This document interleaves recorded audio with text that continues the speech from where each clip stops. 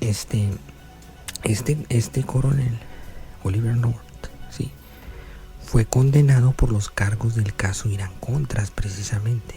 Todo esto lo pueden encontrar en el caso Irán-Contras, ¿sí? Pero este coronel nunca fue a prisión, ¿sí? Entonces, años posteriores, ¿sí? Pues siguió libre. Incluso ingresó a trabajar allí en Fox News, ¿sí? La cadena esta de noticias, Fox News. Bush, ¿sí? Siempre negó conocer a Barišić, siempre, ¿sí? Mas, sin embargo, en la noche del homicidio, ¿sí? Encontraron una nota junto al cadáver, o en el maletín, creo, de la gente.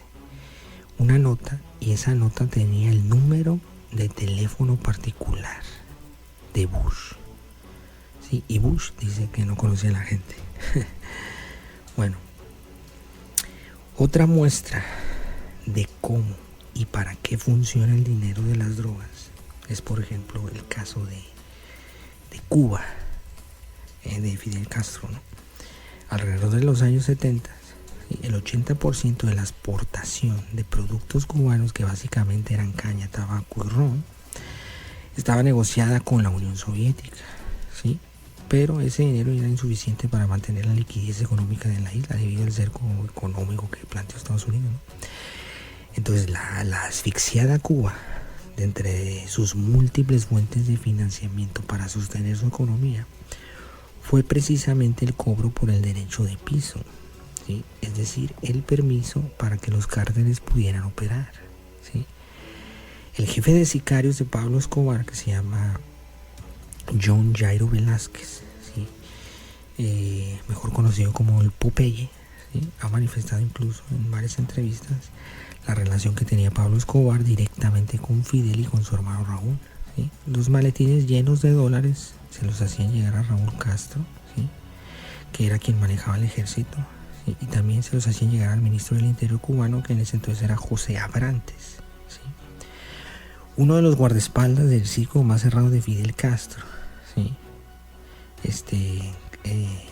Que es el teniente coronel Juan Reinaldo Sánchez, se llama, ha confirmado precisamente esta versión y confirma los nexos de Fidel con el narcotráfico. Este coronel permaneció 17 años en el círculo de confianza, ¿sí? Y luego fue enviado a prisión por Fidel porque era abandonar el servicio, y ahora obviamente está exiliado, pues, con el enemigo, ¿no? Con Estados Unidos. Bueno, algunas de las peticiones que Escobar solicitó en aquella época a Fidel, ¿sí?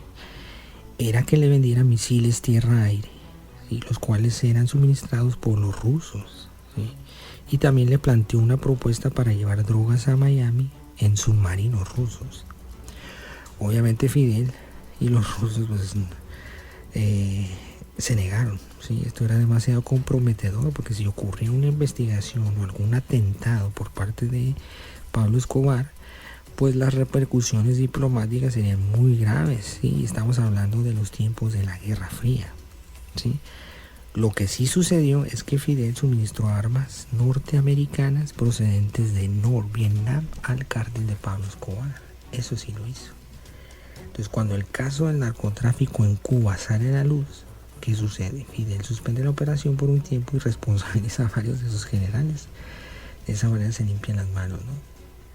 Bueno, posteriormente Pablo Escobar envía una extensa carta a Fidel Castro para renovar las operaciones. Sí, esta carta fue llevada por el Popeye a México, ¿sí?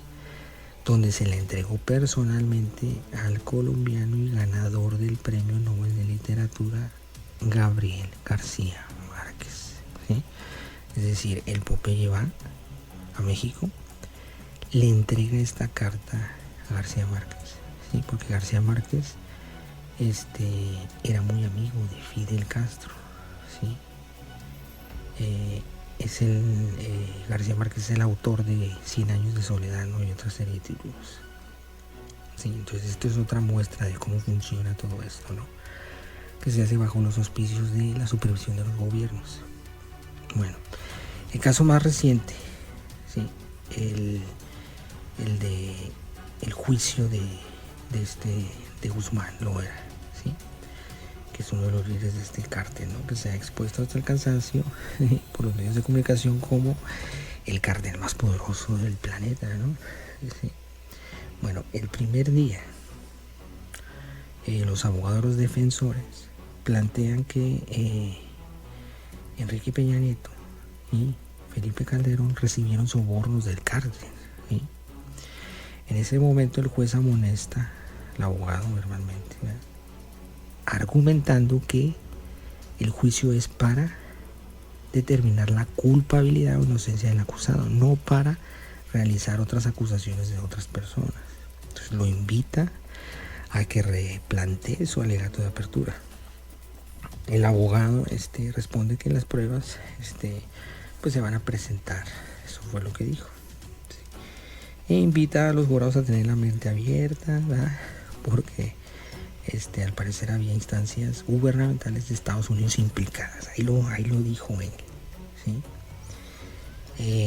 Entonces, en ese momento el juez, bajo pretexto de que 2 de los jurados se sintieron mal, suspende el juicio y procede al receso. Bueno, después los 2 jurados, que por cierto eran anónimos, renunciaron, ¿sí? Al día siguiente se reanuda el juicio, ¿sí?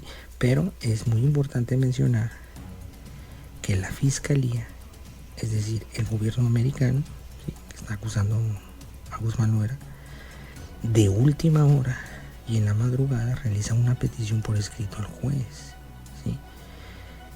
Esta petición se hace vía online, ¿sí? En esa petición se le solicita al juez y al jurado eliminar la declaración de apertura del abogado, ¿sí?, no tomarla en cuenta para el juicio, ¿sí?, y reconociendo incluso positivamente, ¿sí?, que la parte defensora no pudo exponer bien el argumento inicial precisamente por la interrupción del juez. Sí, entonces claramente aquí podemos observar la mordaza del juez y la fiscalía al abogado, ¿sí? Entonces, lo que estaba por debajo de la mesa, ¿sí?, y que nunca salió a flote, ¿sí?, es que el capo realizó un pacto con la DEA, ¿sí?, participando como intermediario el gobierno de México para poder operar, ¿sí?, a cambio de que mantuviera el orden y se deshiciera de ciertos capos que estaban generando ya problemas. Entonces el Chapo acepta, ¿sí? Obviamente pues eran sus rivales, ¿sí?, como la detención de los Arellano Fénix. Sí, además él tendría carta abierta y protección del gobierno mexicano, de la CIA y de la Interpol. ¿Sí? Entonces el problema real con este capo y el verdadero motivo por el que ahora está en la cárcel, ¿sí?, es porque buscaban la expansión en el continente asiático, ¿sí?, donde había concretado al parecer un contrato multimillonario con la mafia rusa, ¿sí? Entonces se mandan instrucciones al gobierno de México, ¿sí?, para que le comuniquen al señor Guzmán Loera pues que cancelara la operación, ¿sí? Él desobedece, ¿verdad?, porque obviamente era un jugoso negocio, ¿verdad?, y lo elevaría a lo mejor más en la jerarquía de poder, lo mismo que le pasó a Pablo Escobar. Bueno, en ese momento, ¿sí?, en ese momento le ponen precio a su cabeza, ¿sí?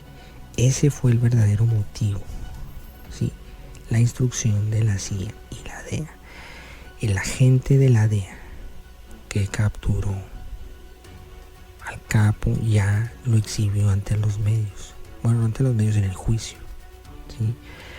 Se puso un disfraz de la Marina, ¿sí?, ellos planearon toda la operación, ¿sí?, porque ellos saben exactamente dónde está, ¿sí?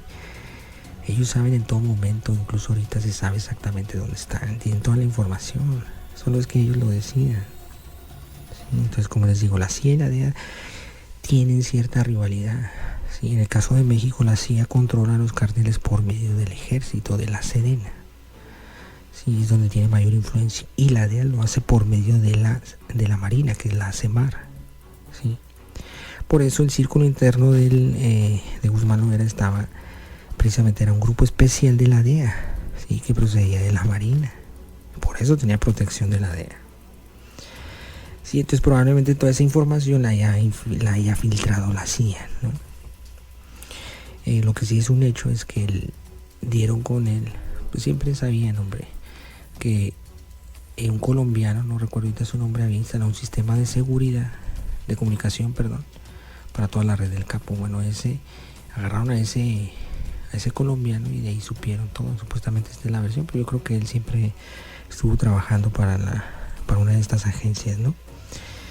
Entonces, así fue como lo capturaron y así es como han capturado a otros, ¿no? Son los agentes. Incluso cuando capturaron a Pablo Escobar también fue igual. Sí, eran soldados americanos los que fueron hasta allá para capturarlo. Sí, entonces se ponen capuchas, se disfrazan y por eso nadie se da cuenta, ¿no? Ya los medios se encargan de esconder todo. Sí, se llama Víctor Vázquez. Víctor Vázquez se llama ese agente de la DEA. ¿Sí? Ese es el autor de la captura. ¿Sí?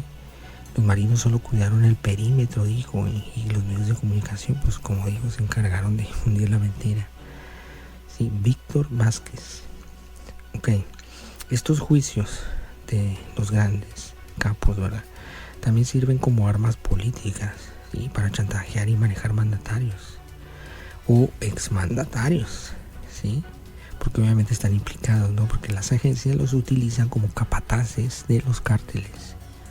Entonces siempre va a haber esa colusión y aparte esta cuota que pagan, ¿no? El derecho de piso. Es que si un cártel no cumple con sus pagos, simplemente lo quitan, hombre. Militares generales han dicho perfectamente que saben dónde están, ¿sí? En todo momento están identificados de su localización y de sus familias, ¿sí? Entonces estas decisiones tan importantes no se toman en México, se toman en Estados Unidos, ¿sí? Ahora, ¿cómo empieza esta historia en México? ¿De dónde proviene? Hay que irnos más atrás.